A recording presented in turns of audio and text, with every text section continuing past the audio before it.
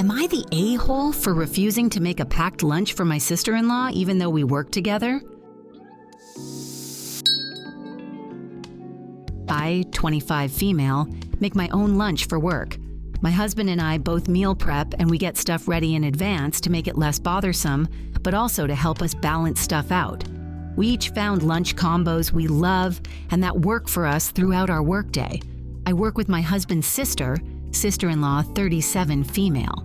She buys her lunch every day and only occasionally brought a packed lunch in. In the past, she has expressed jealousy about my lunch and has commented that she'd be paying $20 to buy what I bring in.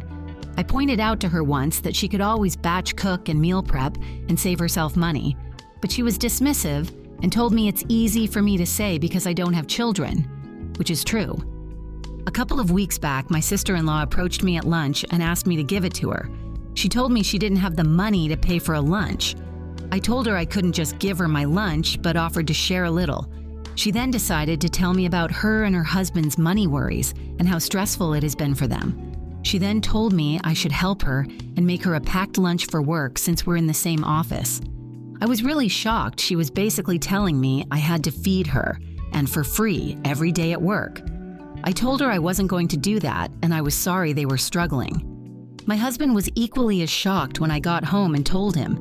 He told me to ignore her and she can figure it out.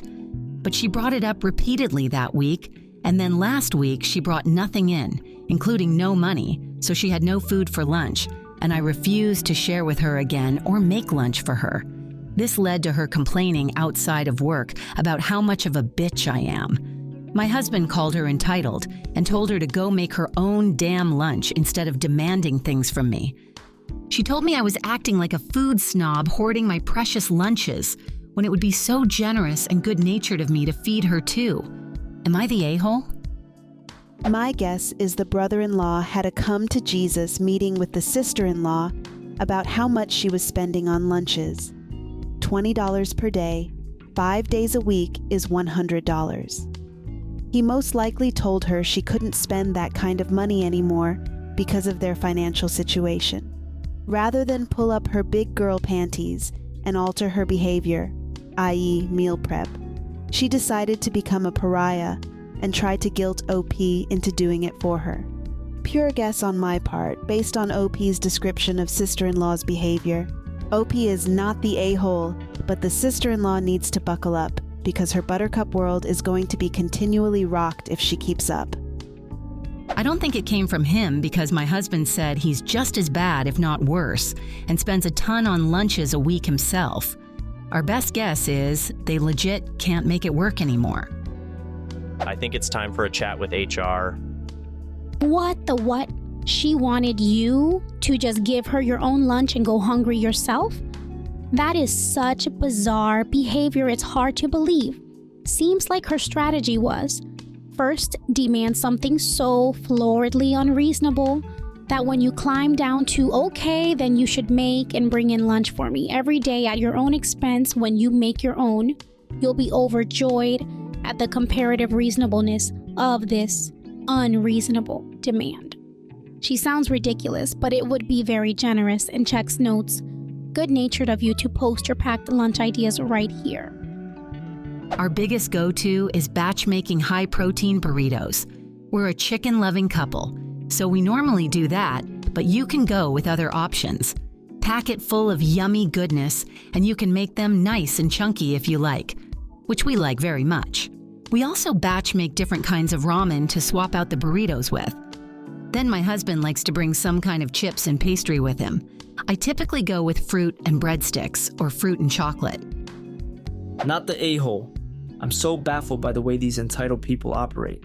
I don't know how your relationship is with your sister-in-law in general, but I bet if she had had a calm chat with you in an appropriate moment, read, "Not at work, for fuck's sake," and said she was struggling so much and whether it would be possible for you to prepare more of the same thing you were making anyways if she paid for her share of the groceries because she just didn't have the time, you might have said yes once or twice a week. Sure you can. Focus being might. You still would not have to have helped at all, but you might have chosen to. This way, there is no way on earth I would consider it at all. What's wrong with her? Glad to see your husband is on your side though. We're not close. Of all my husband's siblings, they have the least amount of contact and are the least close, which goes for me too. I see her the most because we work in the same place, but we don't talk more generally. What the fuck? Of course you don't owe her food or preparation thereof. What is wrong with this woman? If she has kids, what does she do about their lunches? No, you don't owe your husband's sister food. No, you don't owe a coworker food. In both cases, that person is way over the line to demand it of you. Even with Am I the A-hole, where a lot is often left out, I can't think of anything that could have been left out that would change this at all. Not the a-hole and let your husband deal with his family. If it's a problem at work, take it to HR after firmly telling her no and not to bring it up again. She's harassing you, and I presume only you and not other colleagues. Am I the a-hole for telling my friend she needs to be more comfortable around other people's bodies? I, 18 female, live with my flatmate, Ella. Our flat has 2 bedrooms, but the ceiling of her room collapsed a couple days ago. She was not there at the time, thank God. And I have a double bed, so she's been sleeping in my room until it's successfully mended, which, knowing our landlord, will be at the last possible moment. Yesterday evening, I got changed to go to bed. Ella was in the room, at my desk doing some revision, but I didn't really think that it would impact her. I did say that I was going to get changed, and she didn't seem to care. I don't wear a bra to sleep, so I took it off before putting on my pajama shirt. My bare chest was visible for maybe 10 seconds at most, and she screamed and accused me of flashing her.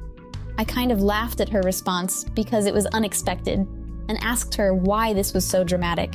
She said it was really inappropriate for me to be topless around someone else, and that she couldn't believe I had been so disrespectful. It's probably cultural difference. I live in the UK, but until I was 13, I lived in the Netherlands, and there the human form is not kept secret or demonized.